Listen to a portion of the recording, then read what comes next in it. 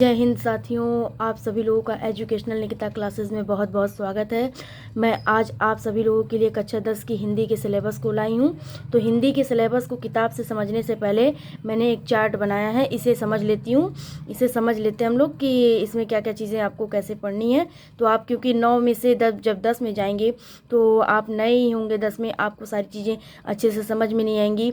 तो इसलिए सबसे पहले आप इस चार्ट को समझ लीजिए ताकि आपको सारी चीज़ें समझना एकदम आसान हो जाए, क्योंकि हमारा टारगेट 95+ का होगा। 10th में हम 95+ कैसे गेन करें, तो हमारा टारगेट यही होगा। तो इसलिए हमें सारी चीज़ों को एक एक चीज़ों को बारीकी से समझना होगा। ये चीज़ें समझना बहुत ज़रूरी है, क्योंकि एक एक नंबर इम्पॉर्टेंट हो जाता है। जब हम टॉपर बनना चाहते हैं या ज़्यादा नंबर लाना चाहते हैं तो उसमें हमें सबसे ज़्यादा एक एक नंबर इम्पॉर्टेंट हो जाता है। तो जिसमें हमें ये सब चीज़ें समझना ज़रूरी है। वो भी 2025 वाले जो 2025 में एग्ज़ाम देंगे 10th की, वो हमारे साथ ज़रूर जुड़े, हमारे क्लास पे ज़रूर जुड़े। यदि हमारे चैनल को अभी तक सब्सक्राइब नहीं किया तो अभी जाके सब्सक्राइब कर लो और बेल आइकन को प्रेस कर लो, ताकि हमारे आने वाले हर वीडियो का नोटिफिकेशन आप तक सबसे पहले पहुँचे। तो चलिए शुरू करते हैं अपने सिलेबस की शुरुआत। हिंदी का सिलेबस 10th का है हमारा, वो भी 2025 वाले एग्ज़ाम के लिए। और 2024 में जो तैयारियाँ करेंगे, जो नई सिलेबस आएंगी उन्हें भी मैं अपडेट करा दूँगी, क्योंकि पुरानी ही चीज़ें होंगी, उसमें कुछ चीज़ें जो बदलेंगी। तो वो सारी चीज़ें वक्त के साथ जब बदलेंगी तो मैं आपको बता दूंगी। तो फिलहाल के लिए अभी इतना ही पढ़ते हैं, जिसमें हमारा 100 नंबर का पेपर होगा। हमारा जो सिलेबस होगा उसमें 100 नंबर का पेपर होता है, आपको अच्छे से ही पता होगा। आप 9th में होंगे तभी आपको पता होगा, जब 10th में जाएंगे तो आप जान लीजिए कि 100 नंबर का आपका पेपर होगा, जिसमें कई कैटेगरी में डिवाइड होते हैं हमारे 100 नंबर ये। तो जिसमें 20 नंबर का हमारा ओ मार्कशीट होता है। ओ मार्कशीट यानी जो आपको मिलता है ऑप्शन वाला क्वेश्चन, वो 4 ऑप्शन देते हैं, उसमें से एक सही होता है, उसे आपको गोले में भरना होता है। आपको नीले या काले पेन से गोले में भरना होता है, उसका सही उत्तर देना होता है।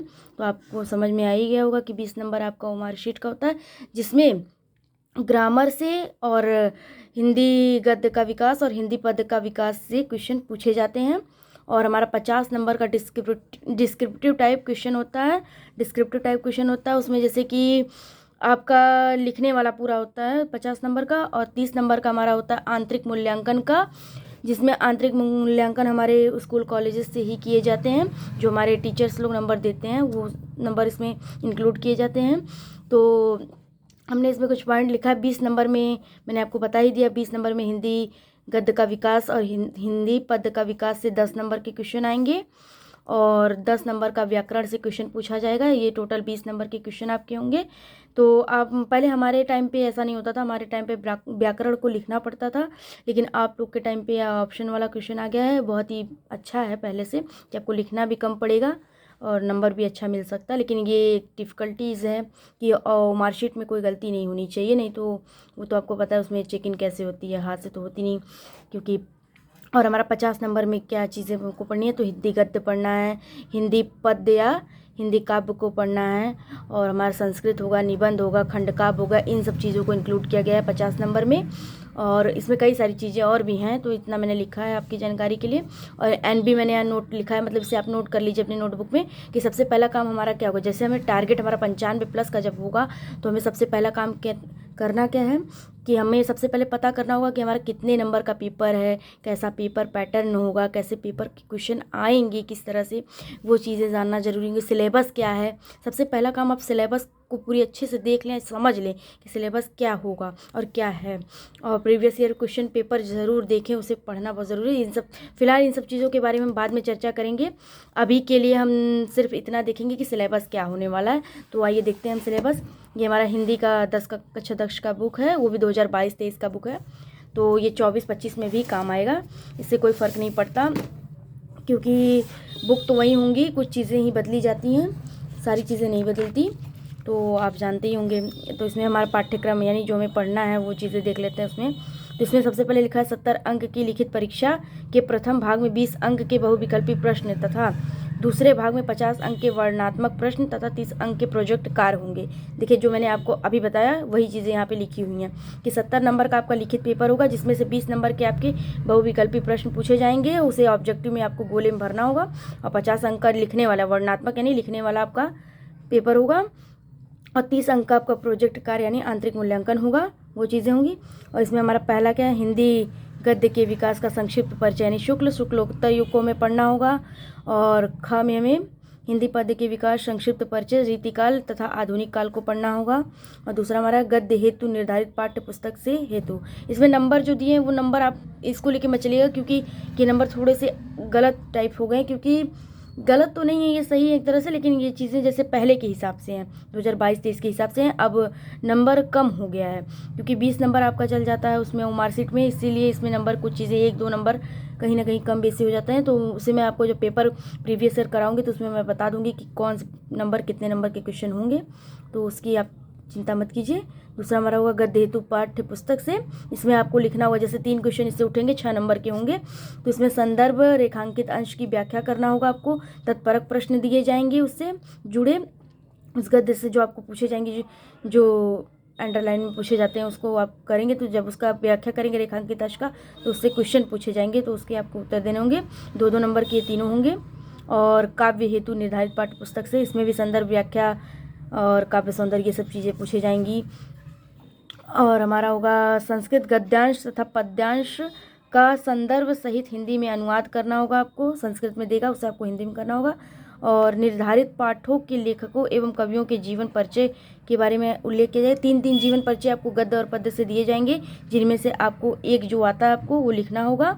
और हमारा 6वां होगा, उस 6वें में क है संस्कृत के निर्धारित पाठों से कंठस्थ श्लोक। कंठस्थ का मतलब होता है याद किया हुआ श्लोक, जो प्रश्न पत्र में ना आया हो, यानी कि जो आप पेपर दे रहे हैं उस पेपर में आप जो श्लोक ऐसा याद करिए कि जो उस पेपर में ना आया हो, उस श्लोक को आपको लिखना होगा उसमें। और दूसरा इसमें क्या है, 6वां में संस्कृत के निर्धारित पाठों पर आधारित 2 अति लघु उत्तरीय प्रश्नों का संस्कृत में उत्तर देना होगा आपको। 2 क्वेश्चन पूछे जाएंगे जिनके संस्कृत में ही उत्तर देने होंगे आपको।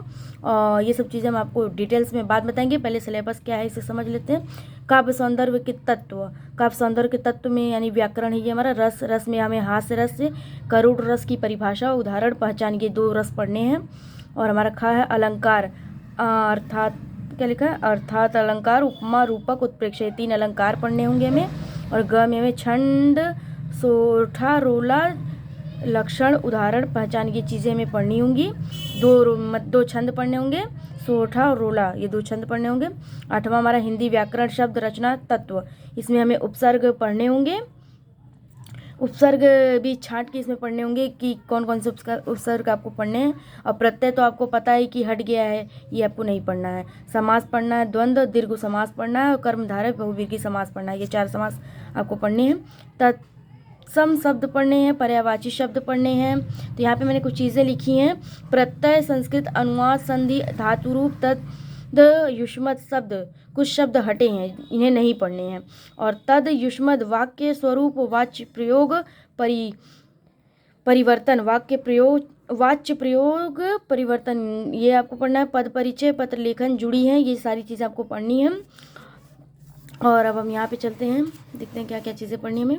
तो 9वां हमारा संस्कृत व्याकरण एवं अनुवाद, ये चीज़। अब हमारा संधि हट गया है तो हमें संधि नहीं पढ़नी है। और शब्द रूप पढ़ने हैं, सभी विभक्ति एवं वचन, तो इसमें हमें तद, युष्मद, ये 2 ही पढ़ने हैं और बाकी नहीं पढ़ने हैं।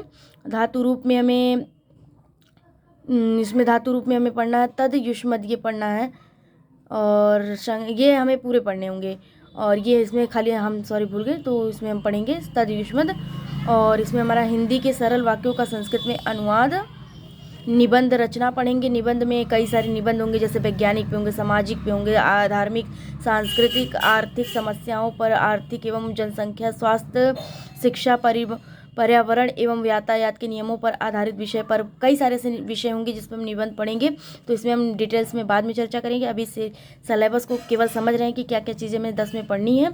और हमारा खंड काव्य होगा, उसमें संक्षिप्त कथा वस्तु, घटनाएँ, चरित्र चित्रण, ये सब चीज़ें हमें पढ़नी होंगी। और हमारा आंतरिक मूल्यांकन ये आ गया, तो इसमें पढ़ने। तो अब देख लेते हैं कि कौन कौन से लेसन पढ़ने हैं हमें।